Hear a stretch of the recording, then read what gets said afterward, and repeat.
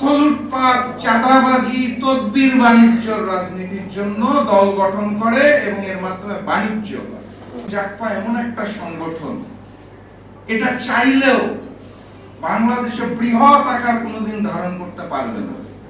কেন পারবে না? কারণ বাস্তবতা হচ্ছে বাংলাদেশের বেশিরভাগ রাজনৈতিক দল মূলত ক্ষমতার রাজনীতি করে। কিছু দল স্পেসিফিক্যালি অর্থ লুটপাট, চাঁদাবাজি, তদবির বাণিজ্যর রাজনীতির জন্য দল গঠন করে এবং এর মাধ্যমে বাণিজ্য করে। জাকপা এই সকল সুযোগ সুবিধা নাই, কারণ আমরা মনে করি এই জাতীয় কার্যক্রম আমাদের জন্য উপরওয়ালার তরফ থেকে হারাম। যেহেতু আমরা এই রাজনীতিটা করি না, এই কারণে চাইলেও দেশব্যাপী বৃহৎ রাজনৈতিক সংগঠন গড়ে তোলা সম্ভব নয়।